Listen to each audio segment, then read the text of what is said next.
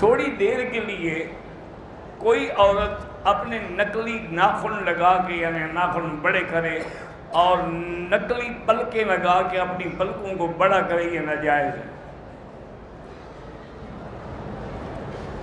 ہاں اگر بھاموں میں کوئی زائد بال ہے جو عیب کا ہے، اس کو نکال سکتی ہے۔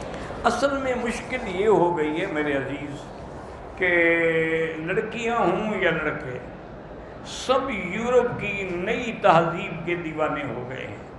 ورنہ آپ مجھے ٹھنڈے دل سے کعبے پہ بیٹھے یہ بتائیں کہ ناخن بڑا ہو تو کیا حسن بن جاتا ہے؟ ناخن بڑے تو جانوروں کے ہوتے ہیں، انسانوں کے تو نہیں ہوتے۔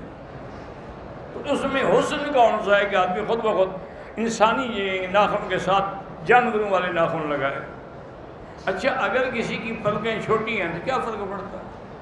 کسی کی پلکیں گھنی ہیں تو کیا فرق پڑتا ہے؟ یہ سب چیزیں اللہ تعالیٰ نے پیدا فرمائی ہیں۔ اللہ تبارک و تعالیٰ نے جو جس کو دیا ہے وہ اسی کے قابل ہے۔ میرے دوست کے گھر میں بچہ پیدا ہوا، اس نے بچے کے کان میں اذان نہیں دی۔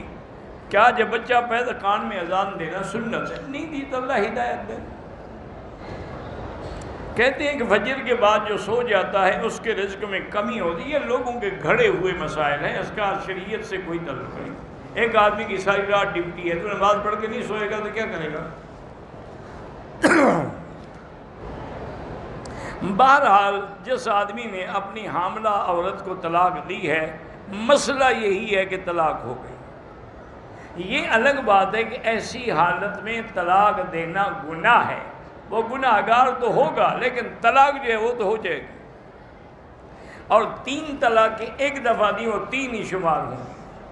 اور یہ کسی ایک کا قول نہیں، چاروں اماموں کا یہی قول ہے، امام ابو حنیفہ، امام شافعی، امام مالک، امام احمد حنبل، کہ 3 ہیں اور 1 ہے۔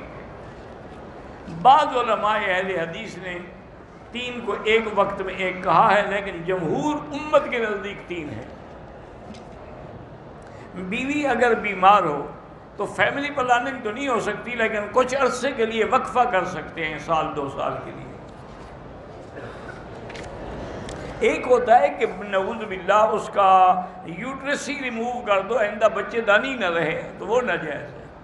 ایک ہی ہوتا ہے کہ 1-2 سال کے لیے وقفہ کریں، وہ جائز ہے۔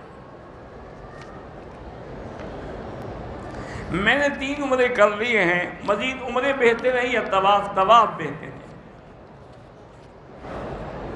میرا چاچا مسجد کا امام ہے، لیکن جمعہ کے لیے ایک بریلوی آدمی ہے جو آ کے پڑھاتا ہے، وہ بیچارہ فتنے کی وجہ سے خاموش رہتا ہے، بعد میں نماز دہراتا ہے۔ ٹھیک ہے، 5 سال ہو گئے، اولاد نہیں ہے، اللہ صاحب اولاد کرے۔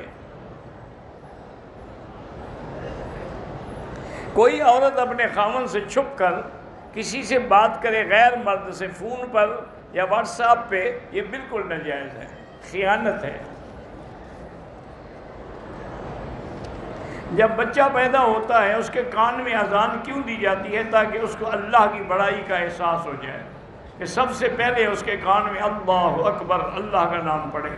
تکبیر اس لیے دی جاتی ہے کہ جیسے اذان اور تکبیر میں تھوڑی دیر ہے، اسی طرح زندگی ہے، گزر جائے گی، پھر قیامت آئے گی۔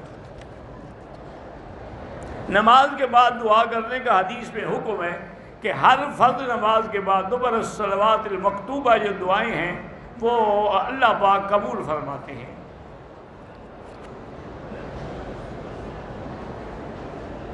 میں نے فجر کی نماز پڑھ لی، اب 2 سنتیں، افضل ہے کہ سورج نکلنے کے بعد پڑھیں، اگر مجبوری ہو تو نماز کے فوراً بعد بھی پڑھ سکتے ہیں۔